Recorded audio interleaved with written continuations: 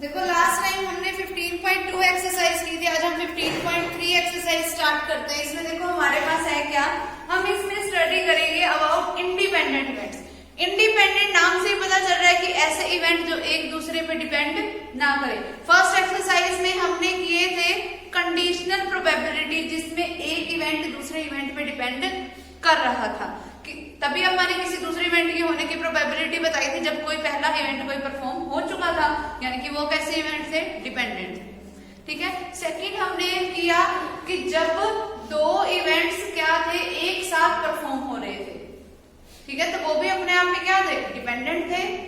अब हमारे पास क्या होगा, अब हम बात कर रहे हैं इंडिपेंडेंट इवेंट्स की, यानी कि ऐसे इवेंट जो एक दूसरे पे बिल्कुल भी डिपेंड ना करें। मतलब पहले हमारे पास केसेस थे विदाउट रिप्लेसमेंट वाले, अब हम विद रिप्लेसमेंट के केसेस को भी स्टडी करेंगे बीच में। ठीक है, और इसमें हमारे पास जब मुझे कोई भी दो इवेंट्स इंडिपेंडेंट इवेंट्स बोल रखे होंगे, तब उस केस में होगा क्या, probability of A intersection B जो होगा ना, वो इक्वल्स टू होगा प्रोबेबिलिटी ऑफ ए इनटू में प्रोबेबिलिटी ऑफ बी। कोई भी दो इवेंट्स को मैं इंडिपेंडेंट इवेंट्स तब कहूंगी जब probability of A into probability of B equals to किसके होगा, probability of A intersection B के। ठीक है, ये इसका चेक करने का रूल होगा। और इसमें हमारे पास यूज होगा वो म्यूचुअली एक्सक्लूसिव वगैरह, तुमने पढ़ रखा है ना पहले, हमने +1 में पढ़ा था प्रोबेबिलिटी में, कोई भी दो इवेंट्स म्यूचुअली एक्सक्लूसिव कब होते हैं, तो उसका भी इसमें यूज होगा। तो उसका भी फॉर्मूला अभी सुन लो कि उसका भी हमारे पास वो डायरेक्ट फॉर्मूला क्या था कि कोई भी दो इवेंट्स म्यूचुअली एक्सक्लूसिव तो होंगे जब probability of A union B किसके इक्वल होगा, probability of A plus probability of B. ठीक है, इन दो तरीकों का हम यूज करेंगे इसमें। फिर उसके बाद देखो हमारे पास इसमें जो नेक्स्ट चीज है वो क्या है,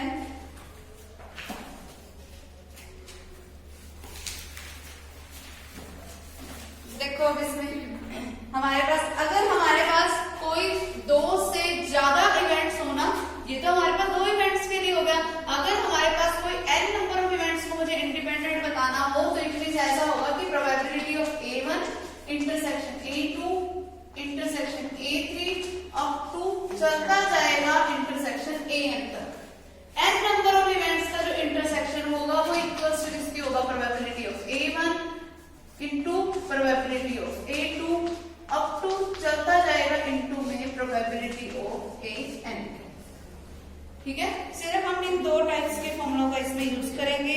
और फिर एक जो और फॉर्मूला हम यूज करेंगे, डी मॉर्गन्स लॉ पढ़ा हुआ है तुमने, उसमें हमने क्या पढ़ा हुआ था कि A बार इंटरसेक्शन B बार किसके इक्वल होता था, A यूनियन B के होल बार के। अगर कभी भी ये निकालना आ जाए कि किसी इवेंट के, अगर मान लो कि मुझे इंडिपेंडेंट प्रूफ करना है A बार और B बार को, यानी कि मुझे ये प्रूफ करना है कि probability of A bar intersection B बार किसके इक्वल होगा, probability of A bar into में प्रोबेबिलिटी ऑफ B बार, ये इक्वल्स टू प्रूफ करना होगा। और अगर मुझे इसकी डायरेक्ट वैल्यू निकालनी होगी कि मुझे लेफ्ट साइड और राइट साइड दोनों को अलग अलग सॉल्व करना पड़ेगा।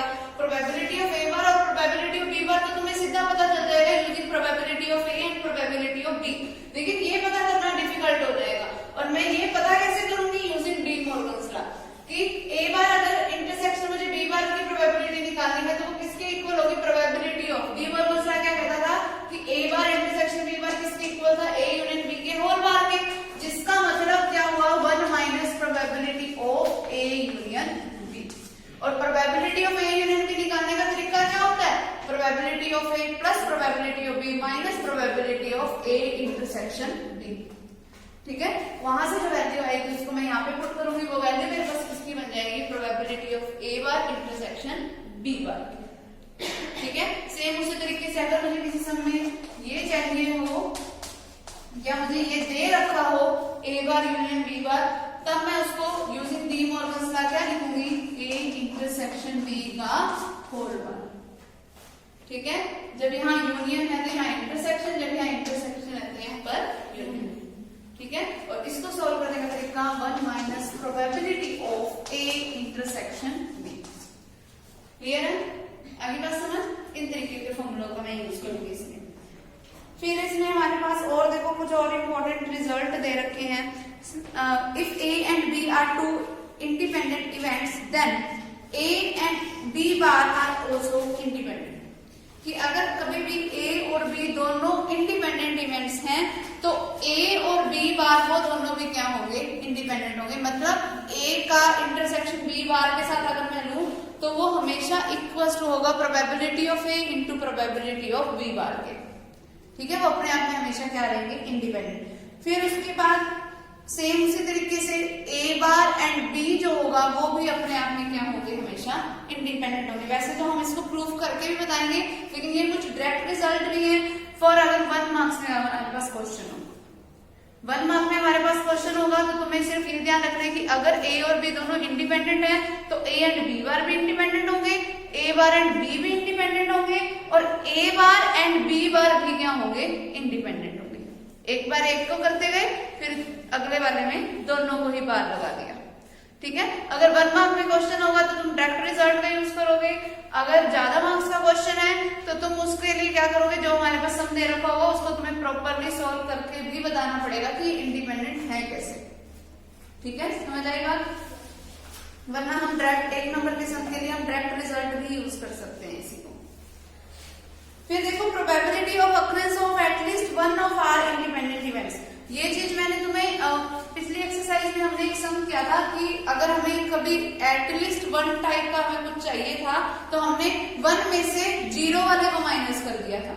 तो वही है, तरीका यही है कि अगर कभी एटलीस्ट 1 हमें कोई चीज चाहिए और वो जा इतने लॉन्गर तक रही है तो तुम उसकी बार बार हर अलग अलग केस की प्रोबेबिलिटी निकाल के उनको टोटल करना डिफिकल्ट हो जाएगा।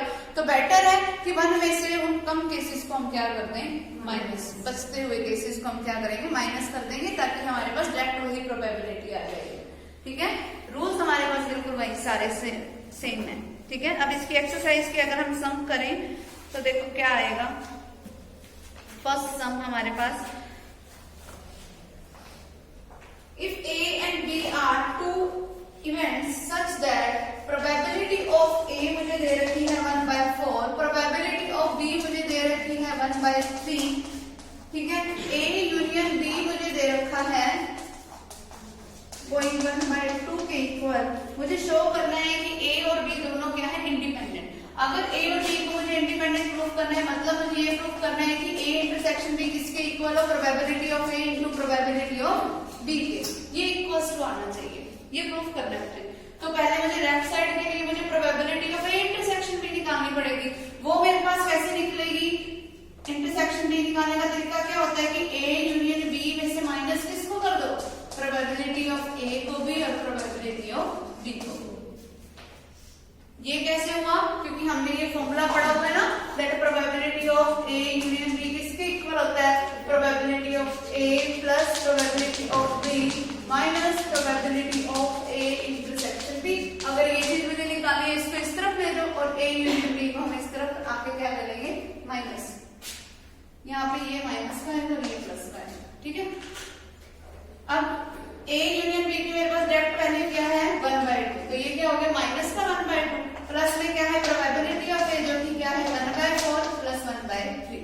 ये मेरे पास लेफ्ट साइड बन जाएगी, एलसीएम लोग क्या आएगा 12, क्या बनेगा माइनस का 6 प्लस का 3 फिर प्लस का 4, 3 प्लस 4 7, 7 माइनस 6 1, क्या बन गया ये 1/12। लेफ्ट साइड आ गई मेरे पास 1/12। अब राइट साइड पे आओ, राइट साइड क्या है, probability of A into probability of B. इनकी मल्टीप्लिकेशन करके देखो, 1/4 इंटू 1/3 क्या होता है, 1/12 भी होता है, सेम आ गए। इट मीन्स कि ये हमारे पास क्या है, इंडिपेंडेंट। क्लियर। सेकंड सम देखो, ए डाई इज थ्रोन, एक डाई को थ्रो किया गया तो हमारे पास पॉसिबल नंबर ऑफ इवेंट्स क्या हो जाएंगे, 1 2 3 4 5 6, ठीक है। फिर आगे क्या बोला है, if E with the event the number appearing is a multiple of 3। ई में मैंने कोई ऐसा लेना है कि जो नंबर आएगा वो 3 का मल्टीपल हो। 3 का मल्टीपल कौन है, तो 3 ग्रुप है और दूसरा कौन है 6, यानी कि प्रोबेबिलिटी ऑफ ई मेरे पास क्या हो गई, 2 नंबर है इसमें तो 2/6 मींस 1/3। फिर उसके बाद आगे देखो, F be the event number appearing is even. F में मेरे पास नंबर कैसे है, इवन वाले हैं, यानी कि 2 4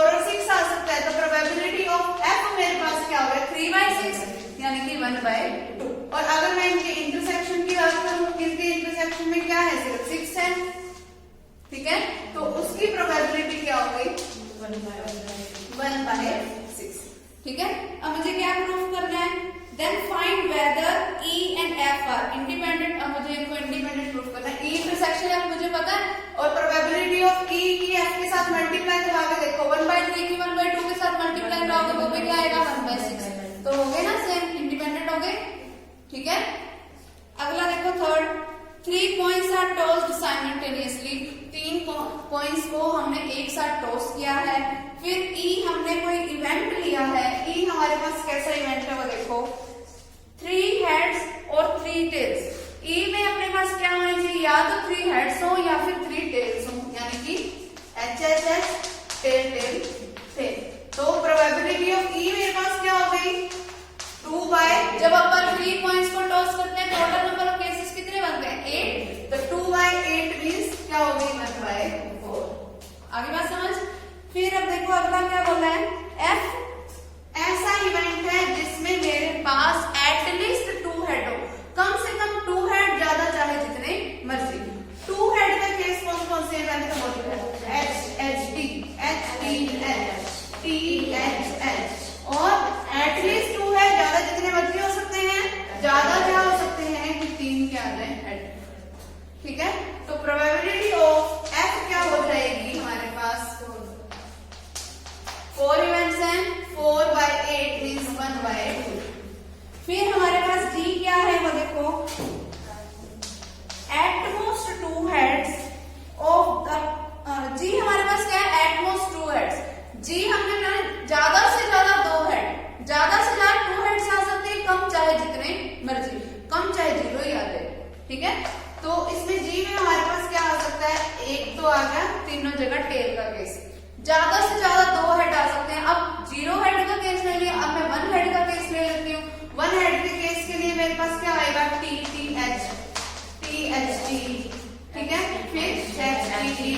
फिर अब 2 हेड्स भी आ सकते हैं ना, एटमोस्ट 2 हेड्स का केस वो लिखो, HHT, HTH, THH, हो गया, ठीक है। तो यहां से मेरे पास प्रोबेबिलिटी ऑफ G मेरे पास क्या बना, कितने केसेस आ गए, 7, तो प्रोबेबिलिटी ऑफ G क्या हो गई, 7/8, ठीक है।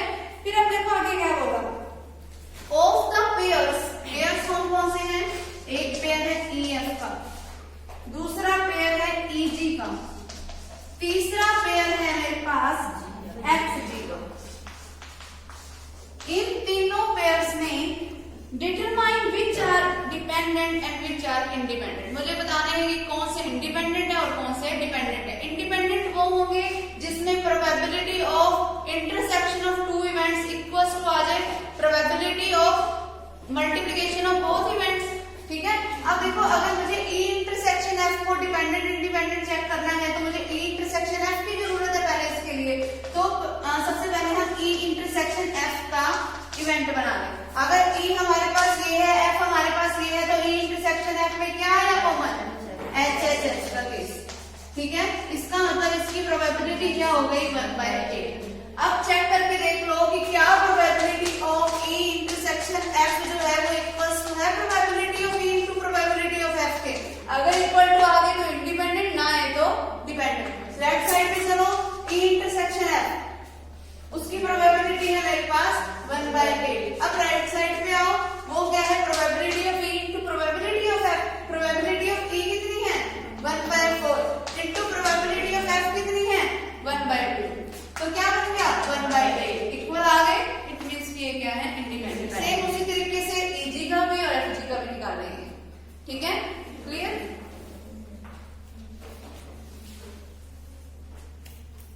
अब अगला सम कौन सा करोगे,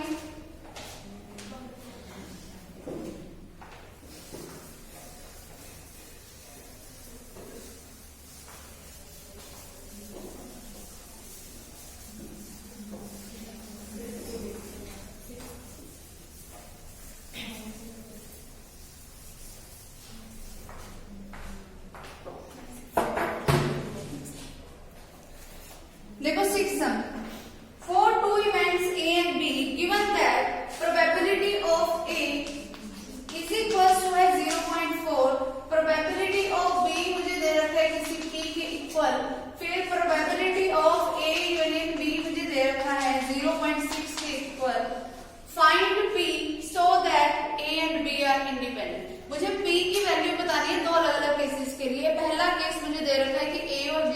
इंडिपेंडेंट है।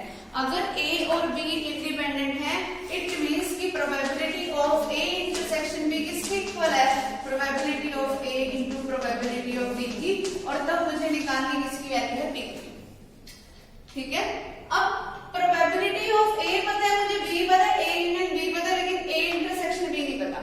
ए इंटरसेक्शन बी में निकालूंगी कैसे, कि probability of A plus probability of B में से माइनस कर दूंगी probability of A union B को, यानी कि ये चीजें आपस में क्या है, इक्वल। ठीक है, मैंने उस फॉर्मूले से डायरेक्ट जो हमारे पास फॉर्मूला है उस वैल्यू को यहाँ पर पुट कर दिया। ठीक है, इज इक्वल्स टू में पड़ा मेरे पास probability of A into probability of B. अब प्रोबेबिलिटी ऑफ ए क्या है मेरे पास 0.4, प्रोबेबिलिटी ऑफ बी क्या है डी, माइनस में probability of A union B क्या है 0.6, इज इक्वल्स टू किसकी है, प्रोबेबिलिटी ऑफ ए यानी कि 0.4 इनटू में प्रोबेबिलिटी ऑफ बी जो कि क्या है डी।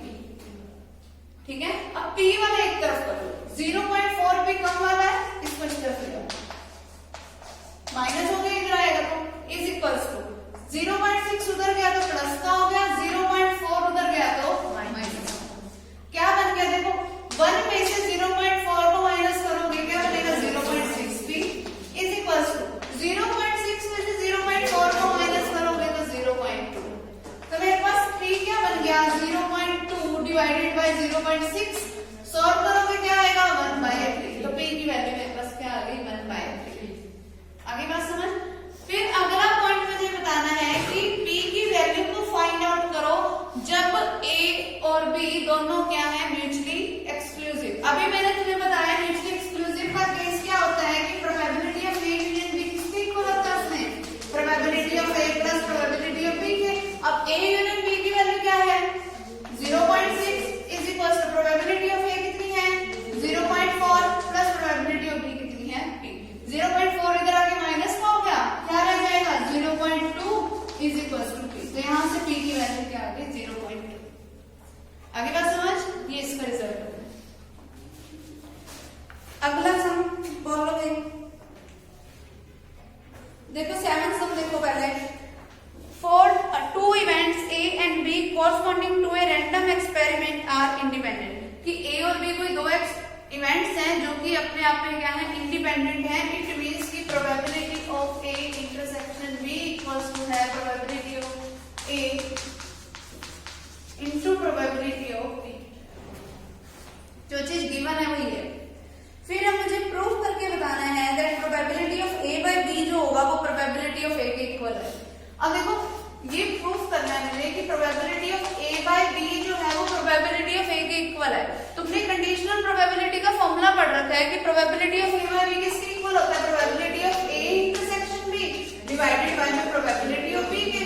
A इंटरसेक्शन B की वैल्यू मुझे क्या गिवन है, probability of A into probability of B divide में क्या है probability of B, cancel out हो गए, बचा क्या प्रोबेबिलिटी ऑफ A, यही मुझे प्रूफ करना है। क्लियर। अगला देखो, अब 8 सम हमें बोल रखा है कि अगर A और B दोनों इंडिपेंडेंट इवेंट्स हैं then show that A bar and B bar are also independent. इसका मतलब अगर A और B इंडिपेंडेंट मुझे दे रखे हैं, इट मींस कि A intersection B is equals to किसके है probability of A into probability of B के, और मुझे प्रूफ करना है क्या कि A बार इंटरसेक्शन B बार को इंडिपेंडेंट प्रूफ करना है, इट मींस कि ये इक्वल्स टू आना चाहिए इसके, ये प्रूफ करना है, ये गिवन है, ये प्रूफ करना है। ठीक है, अब अगर ये प्रूफ करना है तो लेफ्ट साइड ले लेती हूँ, देखो क्या आएगी left side, A bar intersection B bar का मतलब क्या होगा, पहले तो हम वो लिखें, probability of A union B का whole bar, De Morgan's law ये कहता है। A यूनियन B का होल बार का मतलब क्या हुआ 1 minus probability of A union B, यानी कि इक्वल्स टू आया किसके 1 minus probability of A union B का फॉर्मूला क्या होता है probability of A plus probability of B minus probability of A intersection B। ये बन गया, माइनस के अगर मल्टीप्लाई कराइए अंदर A तो हो गया माइनस का, B भी किसका हो गया माइनस का, और A इंटरसेक्शन B किसका हो गया प्लस का। ये हो गया इज इक्वल्स टू, अगर मैं इन दोनों को तो ले लूं इकट्ठा,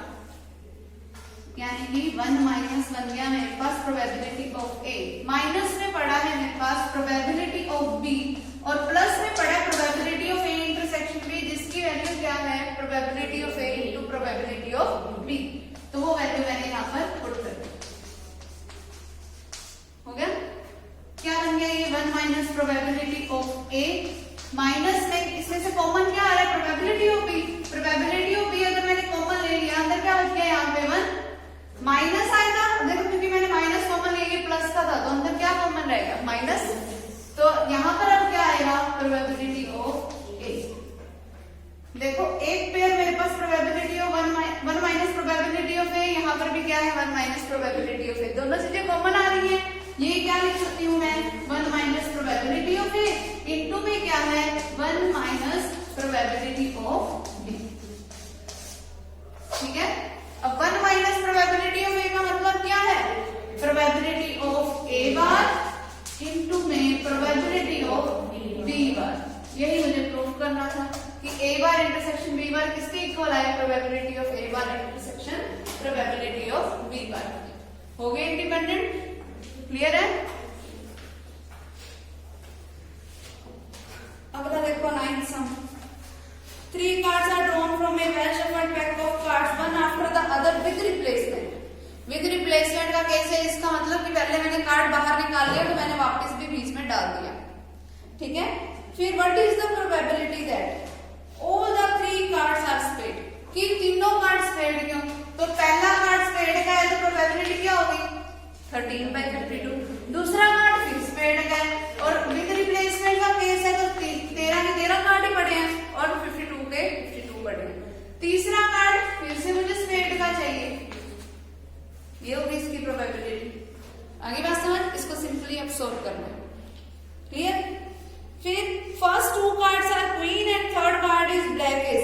अगर पहले 2 कार्ड क्वीन के हैं तो हमारे पास क्या बनेगी प्रोबेबिलिटी 4/52 4/52 क्योंकि क्वीन के कार्ड कितने होते हैं 4। फिर ब्लैक एस, एस वाले टोटल 4 कार्ड होते हैं जिसमें से 2 ब्लैक होते हैं 2 क्या होते हैं रेड। तो ब्लैक वाले एस कितने हैं मेरे पास 2/52। बस इसको सोल्व कर लो। क्लियर?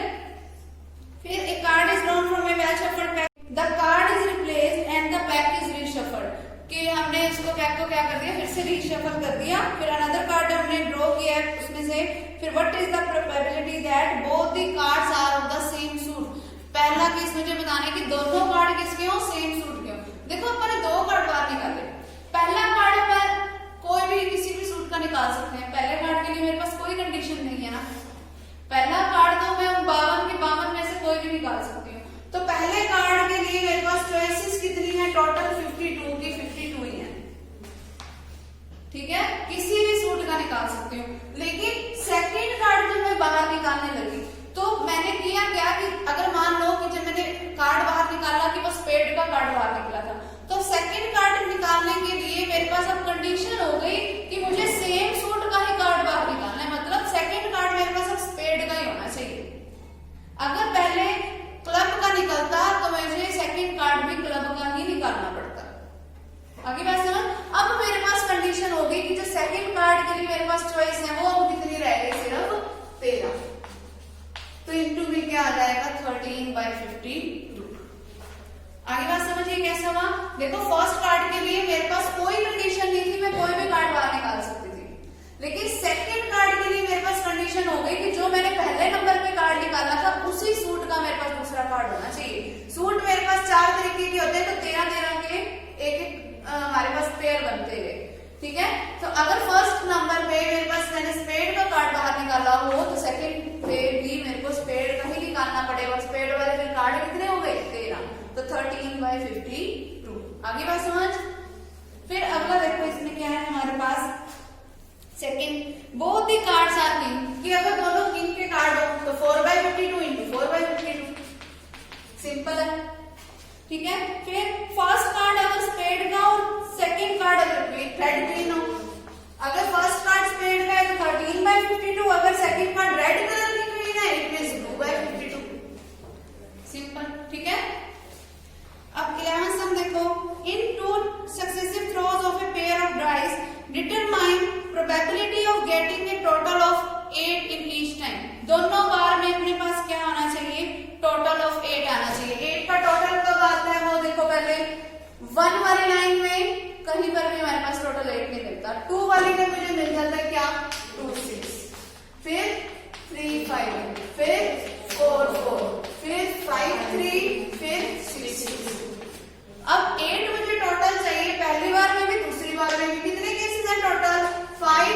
डिवाइडेड बाय में 36 इंटू 5 डिवाइड बाय में 36। बस अभी समझ। अगला देखो, the odds in favor of a student passing in a test are 3:7। odd in favor वाला पहले पढ़ रखे हैं +1 में। देखो odd in favor वाले में हमारे पास क्या था कि अगर मेरे पास A/B दे रखा है और मुझे बोल रखा है odds in favor, तो अगर A/B है तो क्या हो जाएगा, इसकी प्रोबेबिलिटी A/A+B। अगर odd in favor का केस है। अगर odd in against का केस है और मुझे A/B ही दे रखा है तो जो डिनोमिनेटर वाली टर्म है वो ऊपर आ जाती है डिवाइडेड बाय में A+B। ये फेवर के लिए और ये अगेंस्ट के लिए। अब मुझे क्या बोल रखा है, the odds in favor of a student passing in a test are 3/7। It means कि किसी स्टूडेंट के पास होने की प्रोबेबिलिटी क्या है 3:7 के केस में और फेवर का केस है, तो मतलब प्रोबेबिलिटी ऑफ मेरे पास E क्या हो गई 3/3 + 7 is 10। ठीक है। फिर आगे क्या बोल रखा है, the odd against another student passing it are 3:5। कोई दूसरा स्टूडेंट अगर odd against बोल रखा है, अब मेरे पास रेशियो क्या है 3:5 का है। ठीक है। अगर किसी दूसरे स्टूडेंट के पास होने की मैं प्रोबेबिलिटी की बात करूं, रेशियो क्या है मेरे पास 3:5 और odd in against का केस है, यानी कि डिनोमिनेटर ऊपर आ जाएगा डिवाइडेड बाय में इनका टोटल वो क्या है मेरे पास 5/8। अभी समझ। अब मुझे क्या प्रूव करना है, what is the probability that both pass the test. अब मुझे ये प्रोबेबिलिटी बतानी है कि दोनों के दोनों स्टूडेंट्स जो है वो टेस्ट को पास कर जाएं। मींस की probability of E intersection F मुझे करना है। वो क्या होगी, probability of E into probability of F, यानी कि 3/10 इंटू में 5/8। ठीक है, क्योंकि दोनों ने पास करना है। अगर किसी एक ने करना होता तो मैं लिख क्या देती, probability of E into probability of F bar plus probability of E bar into probability of F। अगर किसी एक ने करना होता तो, क्योंकि दोनों ने करना है तो मैंने दोनों को ही पास करवा दिया। ठीक है, दोनों में से किसी पे भी बार नहीं आया, नोट का केस किसी पे भी नहीं बना। आगे समझ। अगला देखो, the probability that a boy will get a scholarship is 0.9। अब मुझे ये दे रखा है कि किसी एक बॉय के स्कॉलरशिप लेने की जो प्रोबेबिलिटी है वो 0.9 है। अगर मैंने बॉय वाले इवेंट को कोई E टाइप का इवेंट नाम दे रखा है तो प्रोबेबिलिटी ऑफ E मेरे पास दे रखी है क्या 0.9। ठीक है।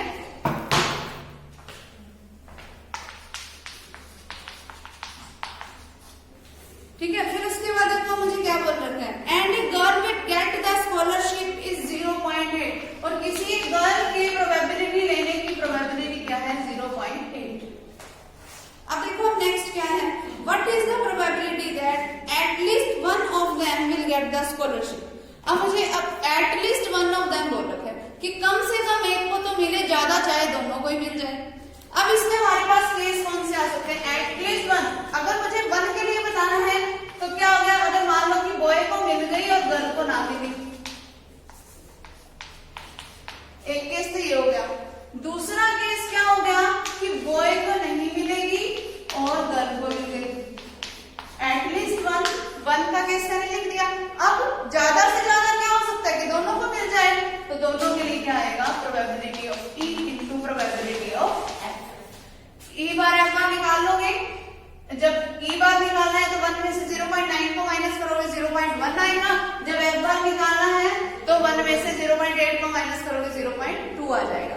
और उन वैल्यूज में यहाँ पे पुट कर दो, फिर उनका टोटल सारे केसेस का वो मेरे पास टोटल प्रोबेबिलिटी। क्लियर।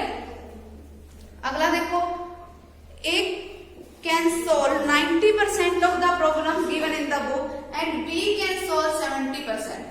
A कोई है जो कि उस बुक की 90% प्रॉब्लम्स को सॉल्व कर सकता है, तो क्या होगी इसकी प्रोबेबिलिटी 90/100 मींस 9/10। ठीक है।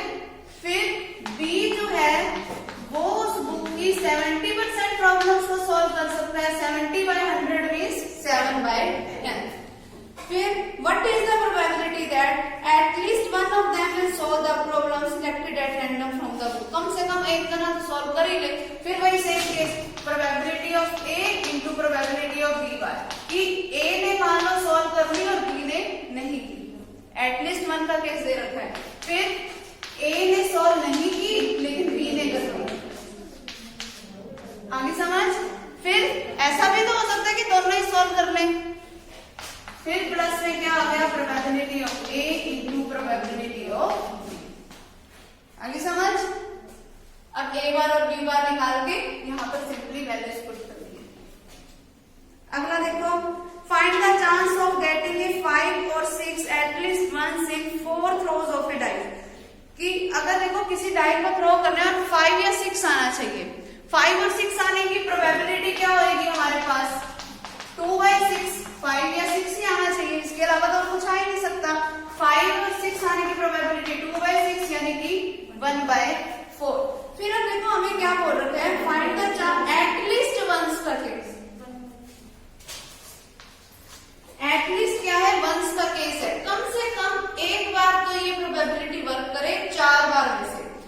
अब देखो अगर मैं 4 बार के लिए इसको सोल्व करने लगूंगी तो ये बहुत बड़ा चल जाएगा ना, तो हम सीधा करेंगे क्या कि 1 में से हम माइनस कर दें इन 5 और 6 के एक बार भी ना आने के केसेस को।